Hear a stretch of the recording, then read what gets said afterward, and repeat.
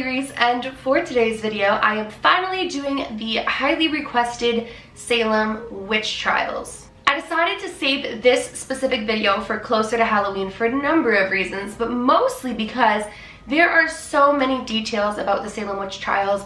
There are so many details about witches in general, and I am so excited to bring them to you guys just a few days before Halloween. So without further ado, let's just dive right on into it, because like I said, there is a lot to talk about, and I cannot wait to share it with you guys.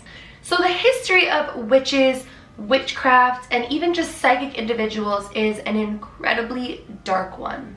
The idea of both witches and witchcraft were not thought of the way that they are today throughout history. In fact, there was a time where showing even the slightest symptom of being a witch, you would be prosecuted. And it would be enough to have you killed without any real concrete evidence. From 1692 to 1693 in Salem, Massachusetts, that is exactly what happened. Back in the 17th century, actually, witches were accused of having sold their souls to the devil in order for assistance. So that was how they were thought of to have gotten their gift. It's thought that they actually employed demons to accomplish magical deeds. It was thought that they were able to change from human to animal form, and that they had animals act as their familiar spirits. It was also thought that they would ride through the air to secret meetings and orgies as well. Basically though, to sum up the idea of accusations of witchcraft and witches, if I myself was raised in this time period in Salem, Massachusetts, I most definitely would have been prosecuted for witchcraft solely for the fact that all throughout my growing up I could see ghosts, which is a sign and symptom of witchcraft. So the witch trials began in 1692 in the village of Salem, Massachusetts, after a 9-year-old girl, Elizabeth Betty Paris, and an 11-year-old girl, Abigail Williams. Both girls were actually the daughter and the niece of Samuel Paris, who was the minister of Salem Village. These two girls had gotten incredibly sick and began having fits, uncontrollable convulsions, violent contortions, outbursts of screaming, really high fevers, and this just kind of like came out of what felt like nowhere to them. They had the local doctor, William Griggs, come to see what was wrong, and what he diagnosed these two young girls with was bewitchment, which is actually a real diagnosis back then. You could be diagnosed with bewitchment, meaning that somebody has put some sort of black magic on you. Back then though, like, things were definitely not at all how they are now, and there were a lot of different injustices occurring, unfortunately, and what happens next is a true testament to that. After this, several local girls actually claimed to be possessed by the devil and that somebody had put magic on them, and they accused several local women of witchcraft. In late February, arrest warrants were actually issued for the Paris' Caribbean slave Tituba, along with two other women, one of which was a homeless beggar named Sarah Good, and a poor woman, Sarah Osborne, were also accused of bewitching these young girls. As a wave of hysteria kind of spread throughout colonial Massachusetts, a special court convened in Salem to hear the cases of these several accused witches. The very first ever convicted witch, Bridget Bishop, was hanged that June on what would become known as Gallows Hill in Salem. Now I should note, because I found this interesting when I was kind of doing research into this, I've always believed that you would say was hung, but apparently when it's in this specific context, it was hanged. So I just want to put that note out there before you guys are like, it's hung, Haley. No, they say that it's hanged. In August, 5 more witches would be hanged. In September, 8 more witches would be hanged, and 7 accused witches would die within prison awaiting their witch trial. The elderly Giles Corey was actually pressed to death by stones after he refused to enter a plea at his arraignment, which is so sad and so horrible to picture somebody dying in such a hateful and terrifying manner, to be crushed to death. It's just so sad. 18 others followed Bishop to Gallows Hill, while some like 150 other men and women, particularly women, but also even children, were accused within the following months. Now, the 3 accused witches, which I told you about just a few moments ago, attended their witch trials, while their accusers actually appeared in the courtroom having all of these convulsions and all of these outbursts and screaming and all of that right before their very eyes, and it really made the villagers even more afraid having these witches in this courtroom and then having their victims or their accusers suffering in the courtroom. Though Sarah Good and Sarah Osborne denied their guilt, Tituba confessed, but it's really, really important that I do note she confessed after they continuously pried at her, and many believe that she told them that she was in fact a witch because she had actually accused several other witches of having done witchcraft with her.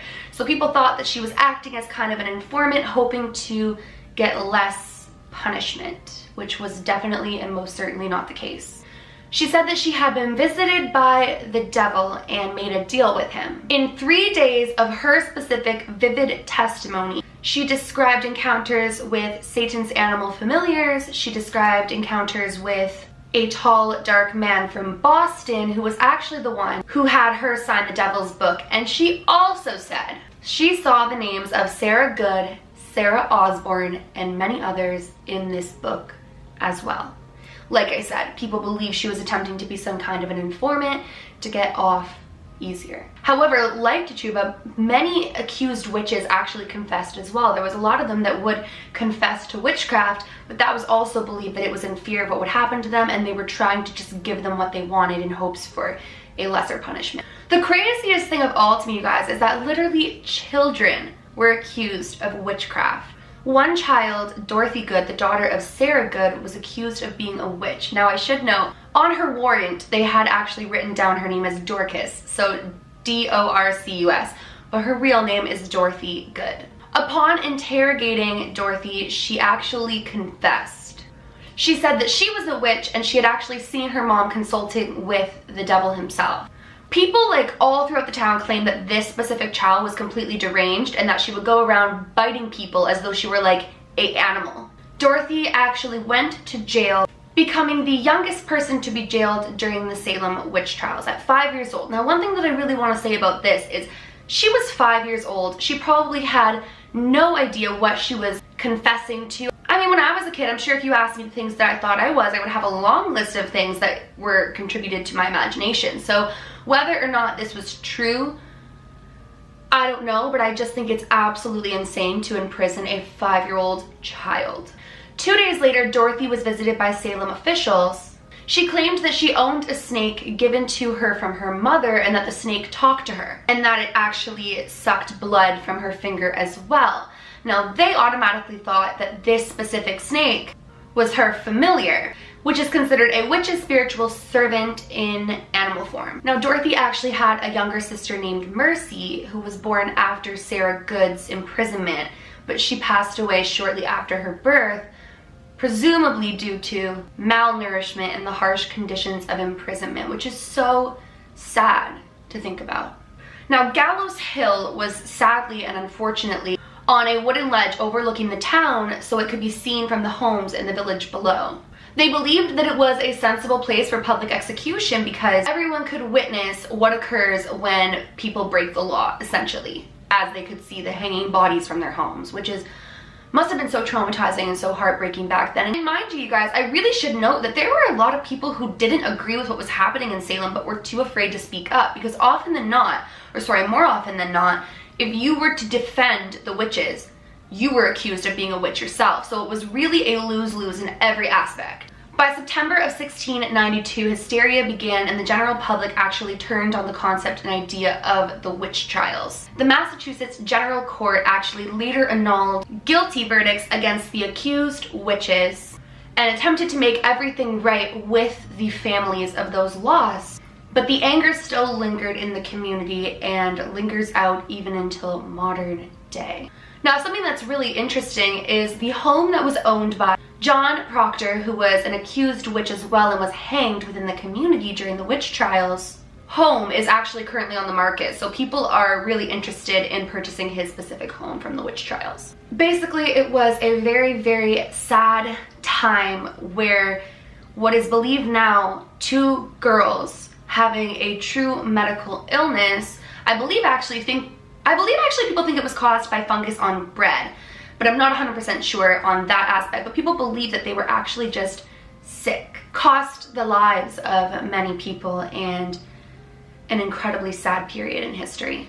Well, you guys, I intend on doing an entire video on modern day witches, what would have gotten people accused of witchcraft throughout history, and just everything to do with witches in general, but I really wanted to touch on the Salem witch trials, and you guys have been requesting it so much, so that is exactly what I did. I really hope that you guys enjoyed today's video. Let me know in the comments below what you guys think of the Salem witch trials, what your opinions are, and what you think the reasoning behind it all was, and I'll be reading through your comments to see what you guys think.